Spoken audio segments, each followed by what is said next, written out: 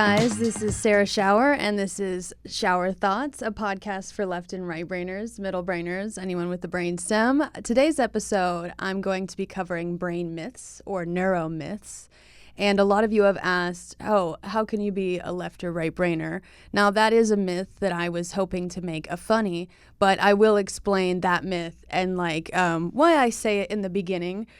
So also, just before we get into the episode, let me talk about, things that are going on this week with me. Again, I'm reading Your Brain on Art, and I do think that this is going to be my favorite book this year. I know that I said that Proust was a neuroscientist, but I mean it this time.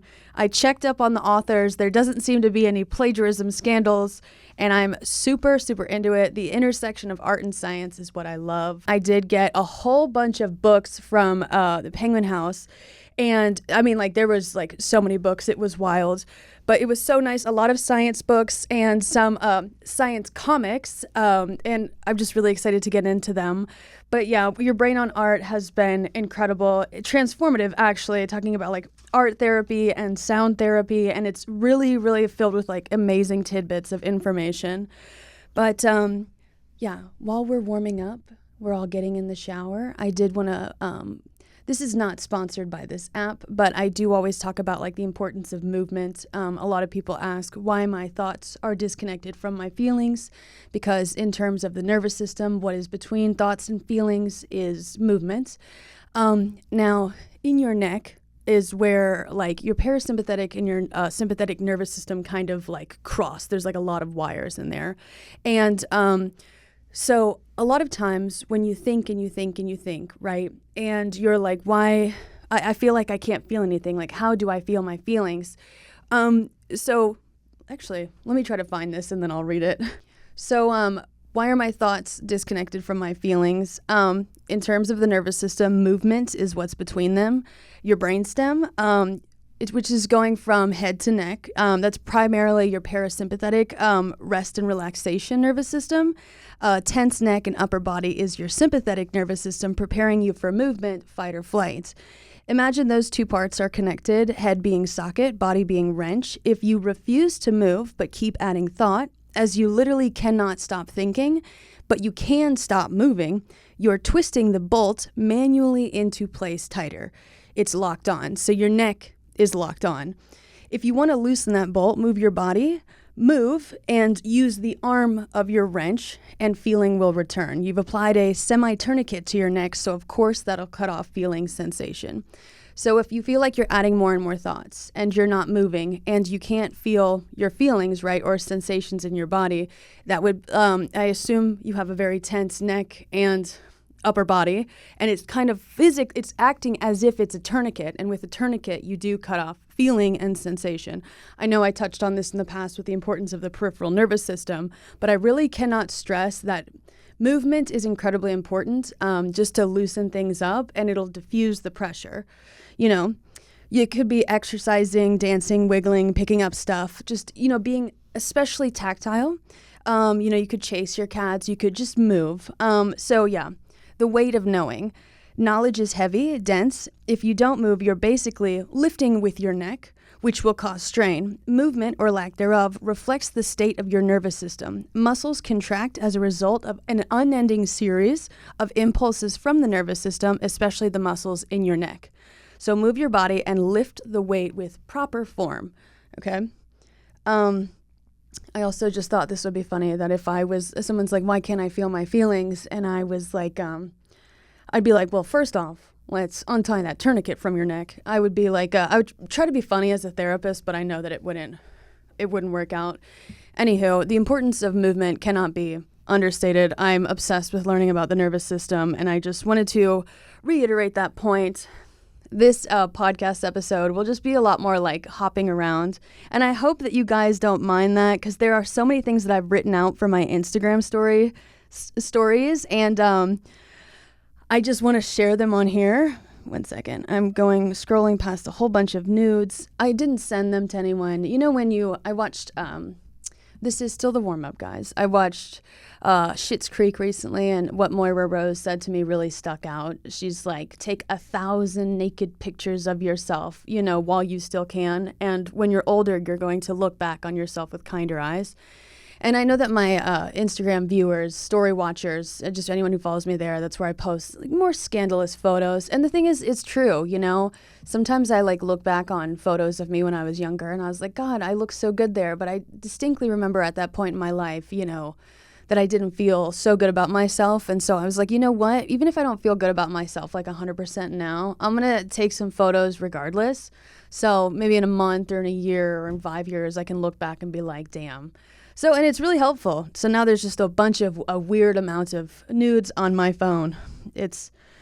I will never let anyone touch this. I mean, you could, and if you went through the pictures, that'd be your own undoing mistake. But it's just something for me. But yeah, we are still warming up. I've recently fallen in love with compression socks.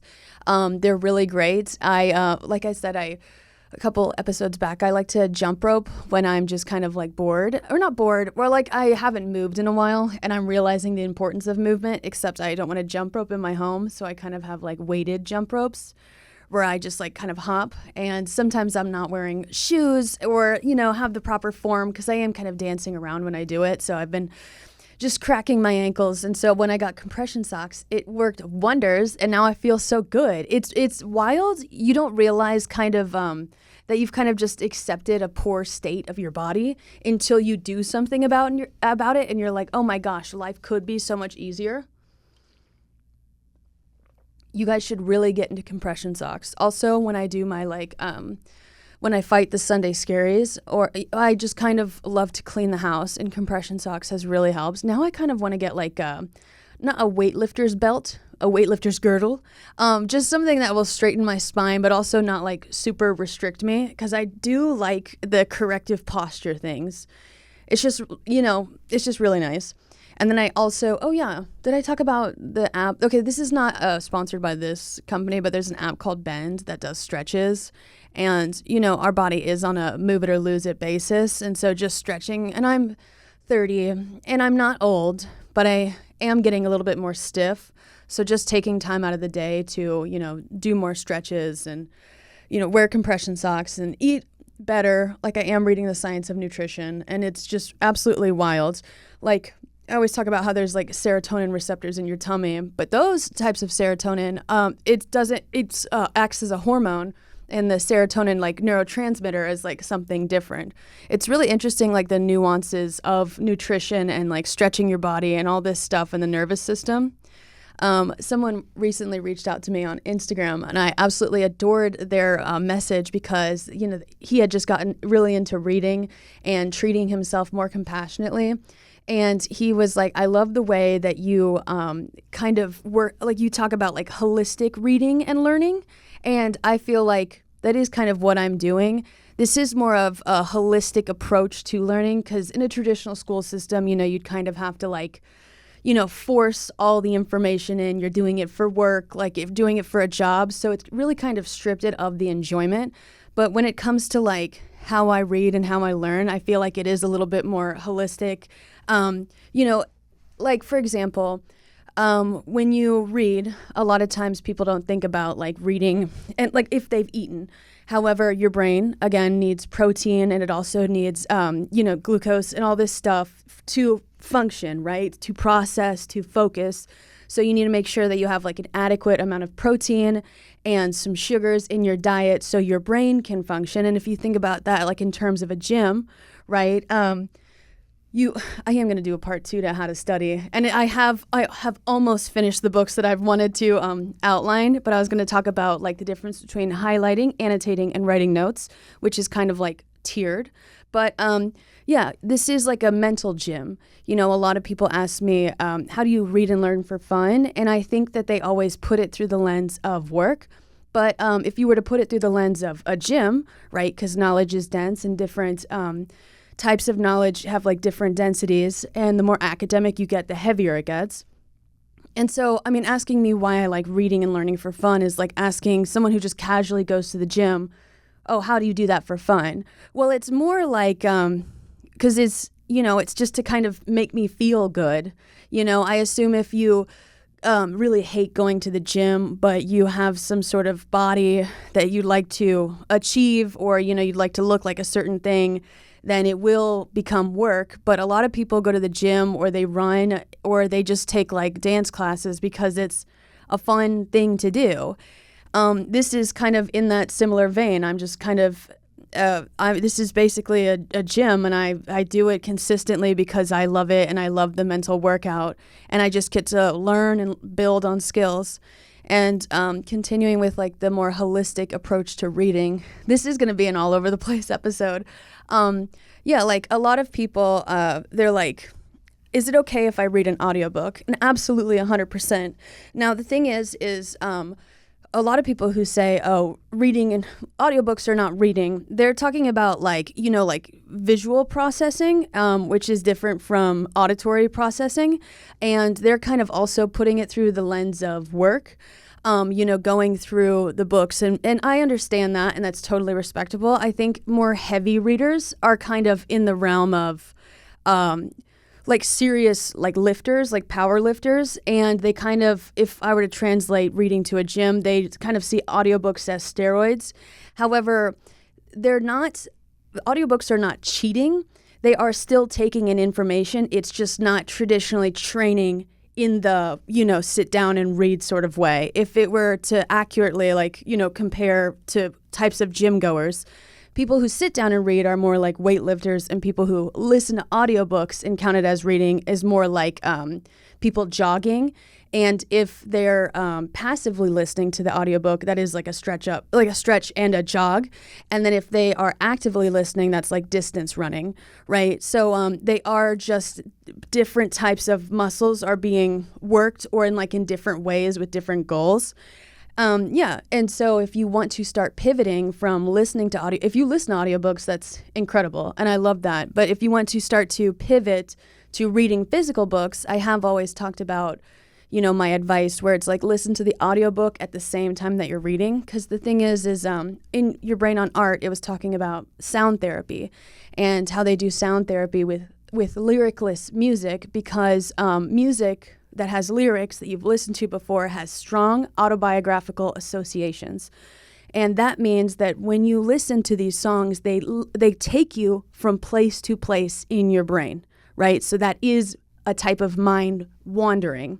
So why you should, if you're going to listen to something while you read, it should be the audiobook of the actual book, because you're going to make some direct autobiographical connections. So your brain will be quote unquote running through the book, or lyricless music. And what I always think was fun with like lyricless music is people who read fiction, they do this, and I love it. And I think that we should really do it for nonfiction, is you should score the book. You can go on Goodreads and be like, this was a 3-star. But I mean, like, go on Spotify and find, symphonies or just music without lyrics that's not totally overwhelming, and kind of create a playlist for when you read. And if the book is kind of droning on or more boring, you can add more exciting, types of music, or like symphony music to, kind of heighten what's happening in the book. It's a way to make it exciting and like kind of intriguing without actually editing the text itself. And I think that's really fun, but that's just a great way to ease into books. And it's a great way, if we were to keep up with the gym analogy, to ease from running to, weightlifting, where it's like, you have muscle and you're very lean and you're agile. But if you want to build muscle, then this would be like easing into like reading physical copies. And I love talking about this on Instagram stories. I'm sorry, I'm not like plugging. I always run everything by everyone on Instagram, because everyone asks such incredible questions on Instagram stories. I got a couple this week that just like made me so happy. I knew that you guys are listening to me.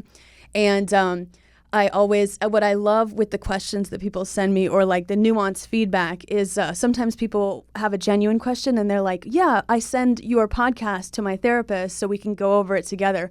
And I'm like, I love that you do that.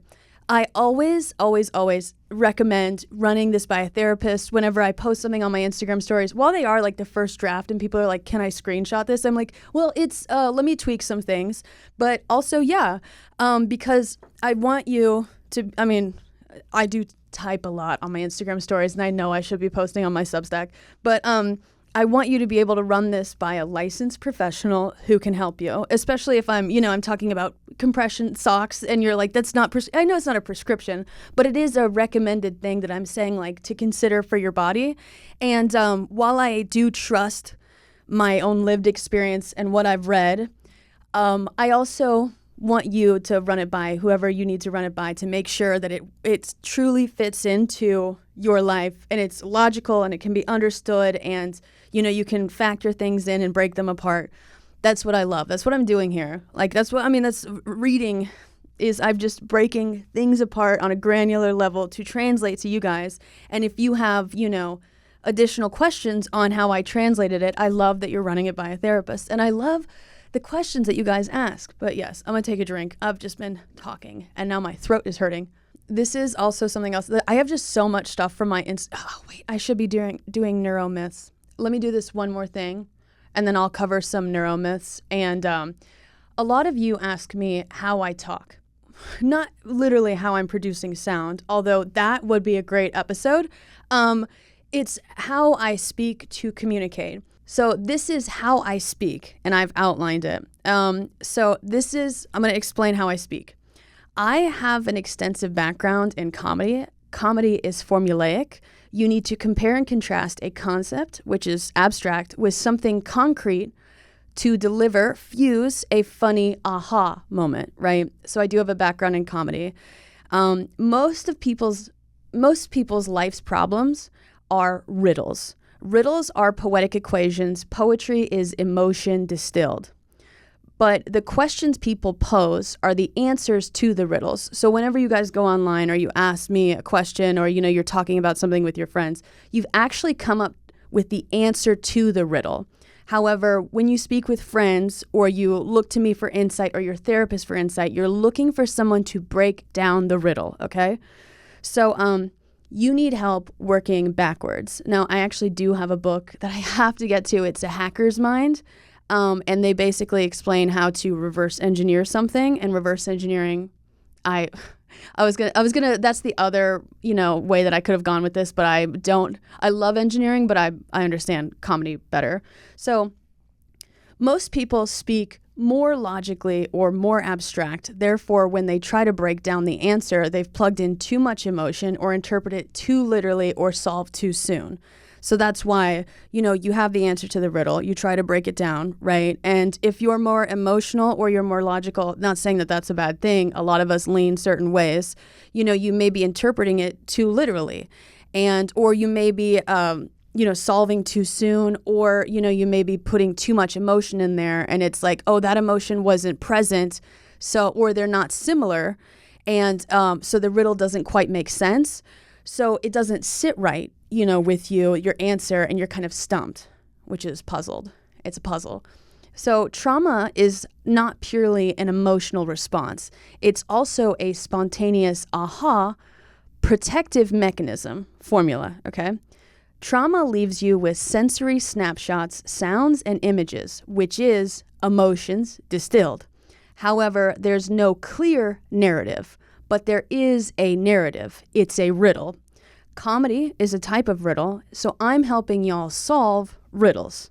I am, in essence, the riddler, and I have built that skill my entire life, and that I'm kind of speaking in more comedic poetic equations, and you guys have just issues that you're trying to work on in life, and those are just poetic equations. And I'm like, hey, transferable job skills, let me help you because I had to figure all this out myself. I have the time, I have the resources, the energy, and I love the internet. I know that sounds wild in today's age, but the internet raised me. Truly, it taught me. I would not be the person I am today without the internet, without, you guys helping me. So, you reinvest in the people who invested in you, and that's, how you build overall worth. So this has been worthwhile. So I often say, I don't want to be right. I want to be clear. I don't want you guys to adopt my narrative. I want to help you clarify yours, okay? So I don't want to add another riddle to your riddle. I am trying to make your riddle transparent so it's understood. And now you guys can move through it, see, right, clarity. Acceptance is the weight of knowing, but the relief of clarity. So you solve your riddle. I help you solve this riddle, right? And you do feel the truth to it, but you can also, the fog has cleared up. And that's kind of, I'm explaining how I speak and why you guys like it so much. So it continued. So, however, y'all have ruminated on the trauma, which is perfectly normal, as you would, but it's now gotten too familiar. So what you guys need to get into is defamiliarization, which is a literary device that's not depersonalization or derealization. I know that we're going to run this by your therapist and they're going to be like, I don't know. And I'll be like, it's the literary device, not, I don't want you guys to dissociate, leave your body, leave reality. So riddles are the defamiliarized familiar. So now I can explain how I process information. And if you didn't catch all this, I'm going to outline the general premise, like how you break down a riddle, right? And so a lot of times you guys will notice I use a lot of synonyms. And the thing is with synonyms, you can kind of lock a definition into place, right? If I give you one word, if I tell you the word broad, right? Broad could have, certain meanings. Like you could be like a woman, like a broad, or like broad, like thick shoulders. Maybe you're thinking now shoulders, or broad, you're thinking range. When I give you synonyms, it kind of builds out the riddle, right? So that's what you need to do. And then you get defamiliarized with the word that you've been ruminating on. And, I'm trying to explain this to help you guys. I'll make a full podcast episode on how to break down a riddle, because a lot of you guys think that you're broken, and that's absolutely not true. So, And trauma is often described as chaotic, but it also happened in the past. So this is like chaos theory for my physics people, but we're all facing backwards. So no one is broken. You just need help merging segments to completely emerge, which is an ongoing process in the present. So we're all just facing the wrong direction, or there's too little or too many steps. And I'm trying to explain this in a cohesive way. However, this is my nuance. There's usually one massive translation error when it comes to riddles that are based off of trauma.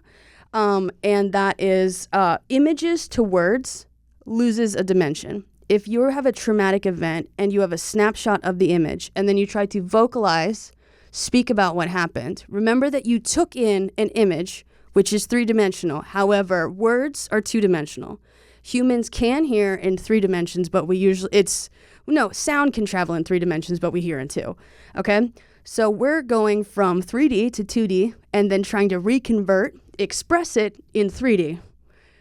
Please understand, guys, what I'm saying. Okay. So we end up going one step forward and two steps back, which is a straight line. We really need to go one step forward, two steps diagonally back to the right, and then two steps to the left, which means we make a 2D shape, a triangle, right? And then expression of the total process and 2D shape in the present brings us into 3D.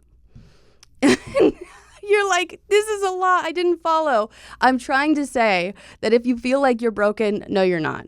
Also, some people will respond, well, what if I'm broken? What if is a probability question. And how to calculate probability is like desired outcomes divided by total number of outcomes. So if you're like, oh, the options are broken or not broken, that's two options. All right. We're speaking in 3D. That's what if it's in words. Like I said, you're a three-dimensional being. Your words will not, they're representative, but they do not encapsulate all of you, right? It's like, words are like a map. And then a lot of people think, oh, I figured out the map. You may have figured out the words, the map. However, if you try to translate what you figured out to a globe, right, some things stretch, some things are now in different places. And you're like, holy crap, oh, is all my math wrong? No, your math was for a two-dimensional plane. We're now working with 3D.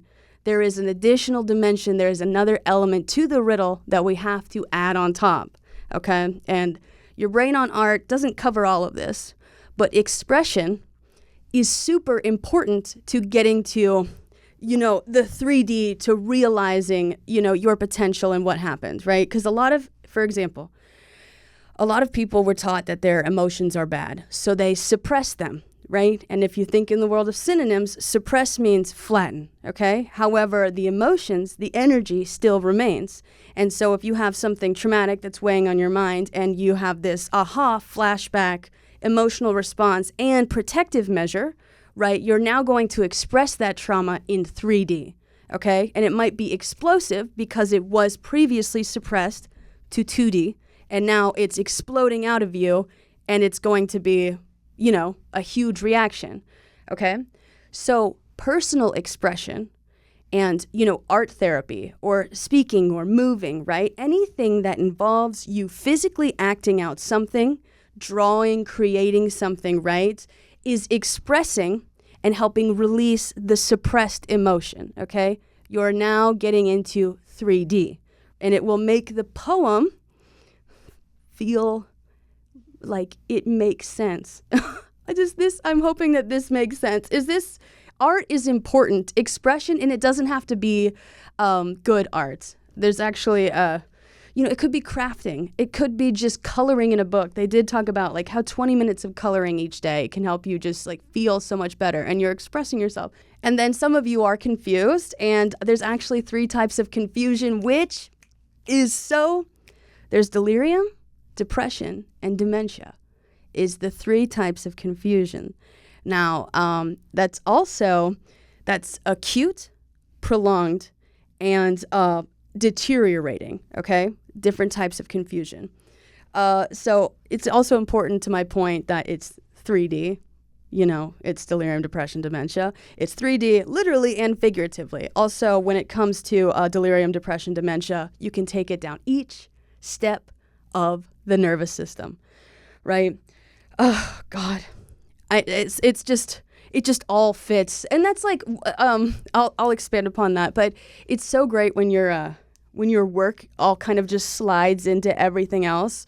I'm sorry, I'll get into neuromyths in a second, but I did do some mental math for people the other day, and speaking of depression. My people with depression, please stop being so harsh on yourself. You really, the thing is it feels heavy, right? You feel disconnected. You feel like hopeless. And that's just the systems that be, literally, and probably your environment, your upbringing. There's so much factors, and please don't be too hard on yourself. You are not damned. You are always worthy. So, continued off my depression thing, I was making emotional cocktail recipes where I talk about, how sometimes I talk about, sadness plus happiness is acceptance. I was, outlining neurotransmitters, associated sensations, and more. And someone responded, not everyone experiences emotions in the same way. And I was like, that is true. I am accounting for that. Anyway, so when I was talking about my emotional cocktail recipe, I was going to talk about what emotions don't quote unquote mix well, as that would make the most sense with a cocktail recipe, but also with emotions. And I had 2 different starting points with directionality, numb and indifferent. A lot of people think numb and indifferent are the same thing. They are not. Okay. So, yeah. A lot of people, when they DM me, they see me being happy or doing something, and they think I'm an idiot. I wanted to read what I said. Apathetic people think they're so much better than people, but they kind of have the exact same level of emotional intelligence as the toxic optimist crowd, the ignorance is bliss crowd. As apathy is blissful ignorance of how other people feel. You're blissfully unaware of how other people feel, and you think, yeah, that's what apathy is. And I'm talking about indifference, which is not numbness. If you're numb and you're like, hey, that's not true, I really want to know how people feel, I understand that. I'm talking about indifference, okay? So if ignorance equals bliss, and bliss is basically happiness, and happiness must be pursued, ignorance must also be pursued, which means sustained with energy. You might even feel an emptiness as you're using fuel. Energy could be thermal, chemical, mechanical, etc. Right? So that means sadness is wanting to know, but not.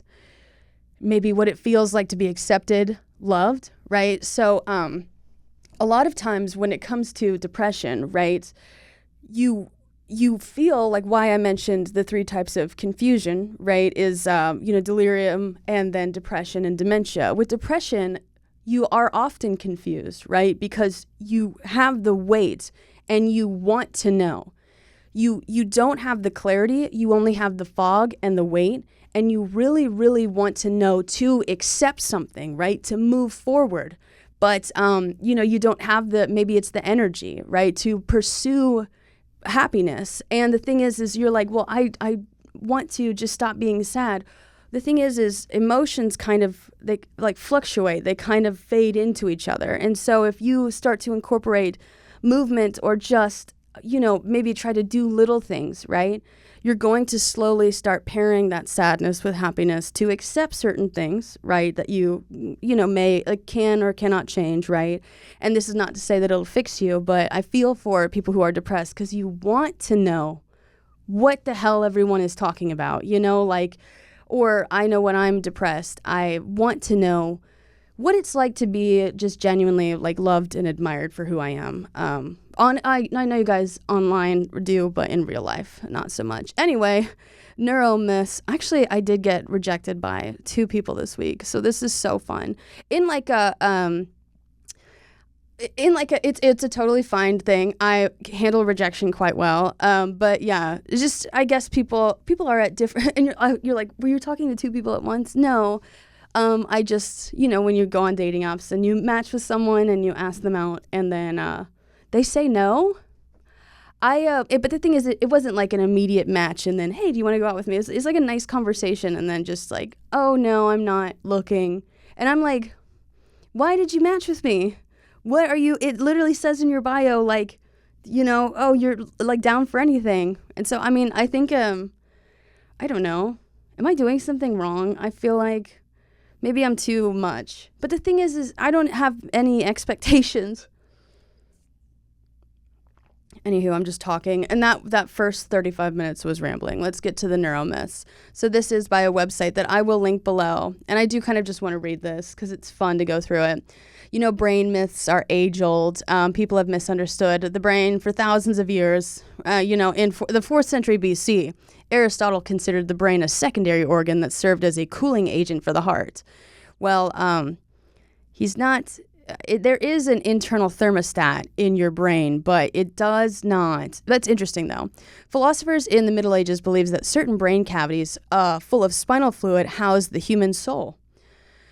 Well, the thing is now we're all kind of still debating what the soul is and if it exists. And so, there's, but I'm going to go through some of them. I know that all my nerdy brain lovers and also people who just like to hear me talk and people who dedicate this part of their drive to listening to this.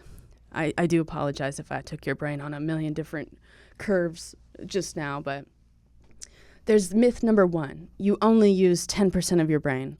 In the Hollywood action film Lucy, actor Morgan Freeman, playing a world-renowned neurologist, speaks to a packed auditorium. It's estimated most human beings only use 10% of their brain's capacity, he says. Imagine if we could access 100%. Is that not from the movie Limitless, where they basically take Adderall? You know what? Whatever. Okay. You may have heard that claim before, but unfortunately it's just not true. While no one is quite sure of the origin of this myth, it has resulted in a large and burgeoning market in brain training programs to unlock the potential of your brain. Various forms of brain mapping technology, EEGs, PETs, fMRIs, consistently show activity across all brain areas. Even when we sleep, functional magnetic resonance imaging shows activity in our brains. Only in severe brain pathology or brain injury might there be areas with no activity.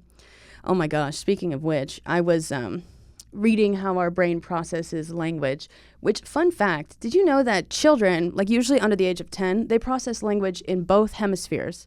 Usually, language processing in adults is confined to your left hemisphere, but in the right, it's for children. The thing is Oh my goodness. Emotional. Let me pause. Okay, yeah. So, what gets replaced in the right hemisphere when we start to develop and grow, where language was previously being processed by children, it gets replaced in adult brains with emotional prosody. And emotional prosody is like, intonation, pauses, rhythm. It's sort of like emotional affect, and which is a paralinguistic feature. And para means feeding off of. So it is technically still an aspect of language that we're processing in the same place. However, it's more, I guess, since left brain is, quote, more logical, I will get to that. It's, more kind of just language without emotional prosody. But yeah, children can process language on both sides of their brain. I do have a lot more to say about that because usually what happens at around the age of 10 is, the traditional school system, and then people starting to not say what they mean or being sarcastic, and then sort of, kind of splitting the language from, the intonation or stuff like that. But I'm going to keep going. I have to study that more. There's a lot more to it. I'm not finished with that thought. So, number 2, you are born with all your brain cells. Scientists believe that each person was born with a finite number of brain cells. If you damage any of them, you operated on a deficit for the rest of your life. Oh, yeah. What I was also going to say is, being an alcoholic, I was researching what that does to your brain. It is not good. I'm actually so happy that I can still read. 20 years ago, even major players in the neuroscience community believed that the brain could not generate new cells. Research over the last 2 decades has produced evidence that the adult human brain creates new neurons. This process is known as neurogenesis. New neurons are constantly being born, particularly in the learning and memory centers. Many of these newborn cells die shortly after birth. In fact, more die than survive. Oh, it's like a sea turtle situation up there. You ever watch those documentaries where, in the dunes, all the turtles are born, and then you just like, the conservationist is like, oh, it's so sweet. 95% of them will be eaten in the next day and a half, and you're like, oh my god. But a lot of the cells die, but you still have the cells. To live and become part of the working brain, a new neuron needs support from neighboring glial cells and nutrients from the blood, like proteins, amino acids, you need some sugar, all right. But more importantly, new neurons needs connections with other neurons. Without these connections, neurons wither and die. We are social creatures, and so are our neurons. We learn by association. Oh God, I'm getting onto so many more sidebars, but there's a therapy cliche that I just was working on because I hate it so much. It's like, let down your walls to let other people in. And the thing is if, as a lesbian, I must deconstruct that. So the thing is if you've been raised in an environment or with people that have eroded your trust over time, right? That wall is a retaining wall. Retaining wall kind of keeps in loose soil, right? So don't destroy that wall. Plant on top of it. If this person really wants just ask them to contribute, right? And then the thing is also let down a wall to let people in. Build a door. What do you need to? The thing is your brain does learn by associations, and some defenses are load-bearing walls.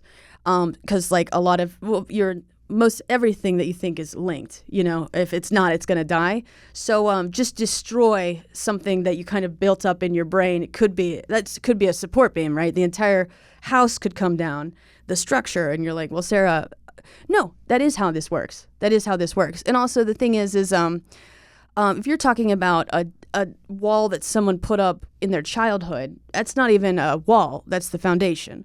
So you're going to need some push piers to literally lift the house up and then kind of, redo the foundation. And you guys are like, this is so lesbian. I know.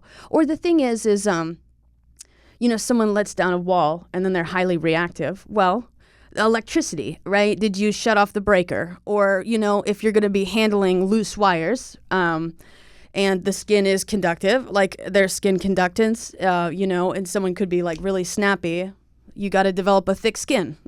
Or get some really thick rubber gloves if you're going to be...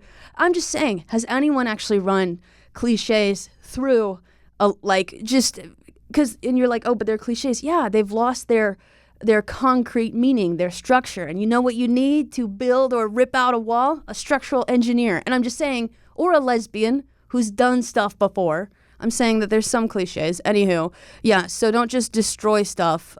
Make sure you, or if you do, turn off the, shut off the breaker at least. Okay, yeah. So yeah, today, research suggests that the most active area of neurogenesis is in the hippocampus, a region deep within the brain involved in learning and memory and spatial awareness. Now, spatial awareness, spatial orientation, right, is not just internal, it's also external, right? So you have to move to orient yourself. You kind of think of it as like a plane where there's like yaw, pitch, and roll. You not only go forward and backwards, side to side, and then kind of a twisting motion, right? So you got to get everything moving, and also you can, the thing is, you know, go and travel, and immersing yourself in a culture is another way to learn, really. Like, and it's just, yeah, really helpful for neurogenesis, which is interesting. I'm trying to think about like Genesis in the Bible. They did leave the Garden of Eden, and that was a learning opportunity. And they did physically have to move to get the apple from the snake, and then, you know, women ruined everything apparently. No, yeah. So neurogenesis, a lot of people are like, oh, this was going to be sad. I was like, if you're infertile and you're like, I will never, you're giving birth to yourself every day in your brain.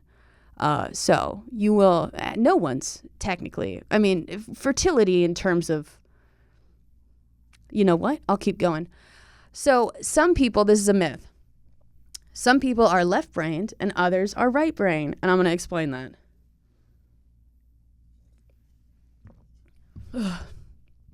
You've probably heard the label of being a right-brained or a left-brained thinker. Logical, detail-oriented, and analytical, that's left-brain behavior. Creative, thoughtful, and subjective, your brain's right side functions stronger. Not true.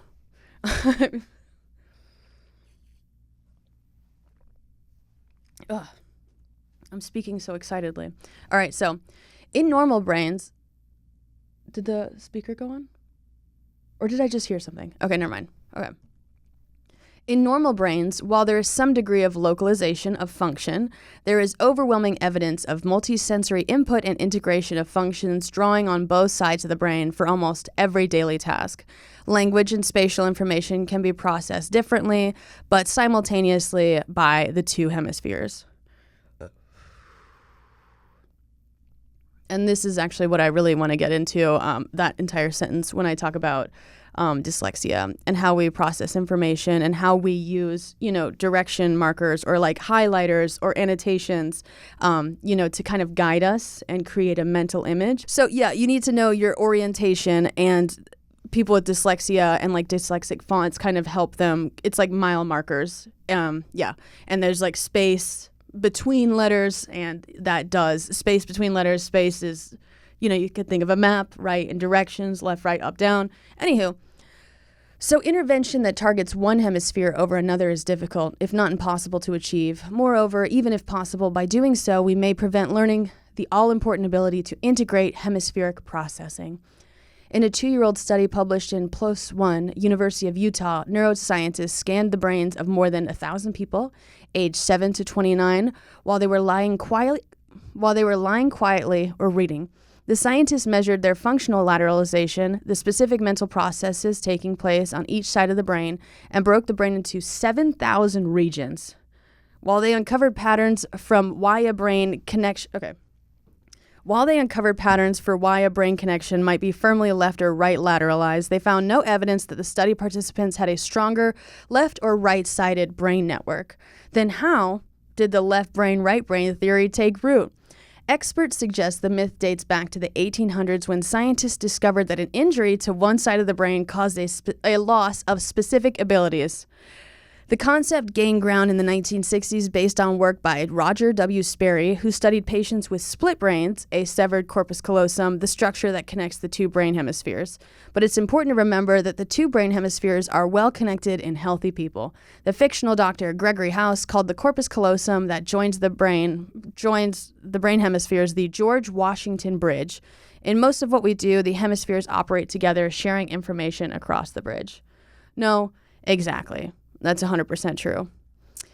Well, why would they publish it if it wasn't true? Well, actually, you know what? Misinformation is rife nowadays. Oh my God. Okay, this one. Learning styles matter.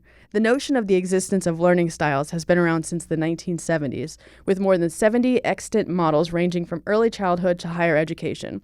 It has become a vast, lucrative industry with inventories, manuals, video resources, in-service packages, websites, publications, and workshops. The claim that students will perform better with the teaching matches their preferred learning style is not supported by science and is of questionable value. Susan Greenfield, director of the Royal Institution and professor of pharmacology at Oxford University, wrote, "From a neuroscientific point of view, the learning styles approach to teaching is nonsense.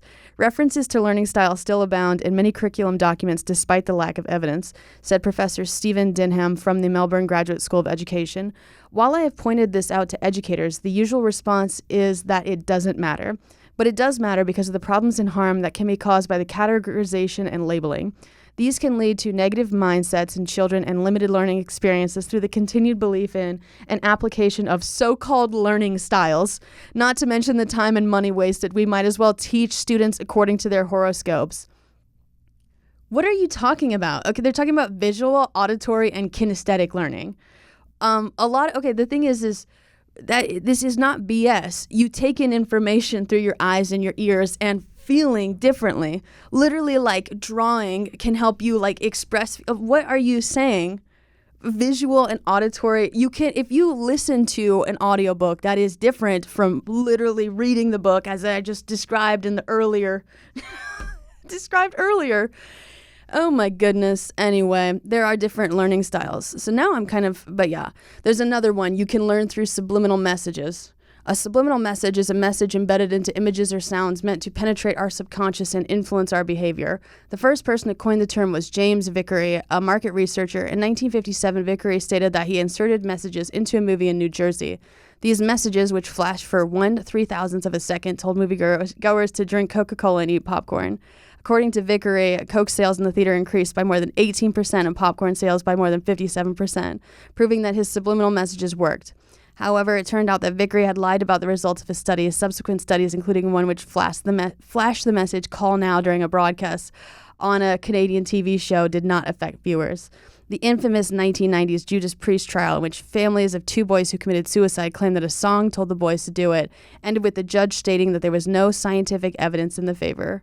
Yet some people still claim that music and advertisements contain hidden messages. Whatever. All right, so those are some neuromyths. I think there is, this was published in 2023, but visual, auditory, and kinesthetic learning. The thing is you could think about like people with sort of like auditory like processing disorders that they would like lean on more visual or tactile sort of things, or autistic people, who are easily overstimulated with touch you would lean on more like visual, auditory. I think these people, let me see who, this is help for learning disabilities. Okay. You know what? Oh, all the resources are linked below. 2012, 2014, 2017, 2015, 2012. 2011, 2012, 2017, 2018, The Brain in the U.S. Education, Perpetuation of Neuromyths. All right, Taylor and Francis Online, a special education journal. Misconceptions about the brain, its relation to education are widespread. Lead to implementation of ineffective methods and a waste of precious resources. The thing is I love reading through everyone's citations because what I did actually major in college was statistics, so I know how to read a graph. Anywho, some of the newest resource that they linked is from 2018, and then this article is from 2023. So, you got 5 years. You think they made no advancements in neuroscience in 5 years? Interesting. Also, some of the resources are from 2008. This is a very wide range for neuroscience, but I digress. Anywho, those are some neuromyths. I thank you guys so much for listening. This was kind of all over the place. I was just excited to share and talk about the left and right brainer things, because the thing is the left side is kind of does more like language processing. The right side is, more creative, I guess, but they are linked and they are constantly communicating. Unless you have a severed corpus callosum. Let me, severed corpus callosum. What does that do exactly? I'm going to go to the Wikipedia, which is a cheat. Split brain or callosal syndrome is a type of disconnection syndrome when the corpus callosum connecting the two hemispheres of the brain is severed to some degree. It is an association of symptoms produced by disruption of or interference with the connection between the hemispheres of the brain. It's usually a last resort to treat epilepsy. Oh, interesting. I need to research more about that. I think epilepsy is something I don't know. I want to research. I love learning. Anyway, thank you guys so much for listening to this episode of Schauer Thoughts. Sorry it was a bit discombobulated. It is a Friday, and it is hot outside, and I am wearing a jacket. But I look forward to everyone's responses or input, and I am super excited to do the how to study part 2. Hopefully my thoughts will be a little bit more organized, but thank you guys so much for listening. Make sure to like and subscribe on YouTube. Make sure to rate me 5 stars on Spotify and Apple Podcasts, any place you get your podcasts, and all resources will be linked below. And please feel free to run anything by a licensed therapist or practitioner, or if your parents have a neuroscience degree, I would love to hear their input. And if you're like, can I email you? Yes, you absolutely can. This is what my mom said. And I'll be like, well, I'm excited to hear about what your mom said. But thank you guys so much. And I hope you have a really good week. All right. Bye.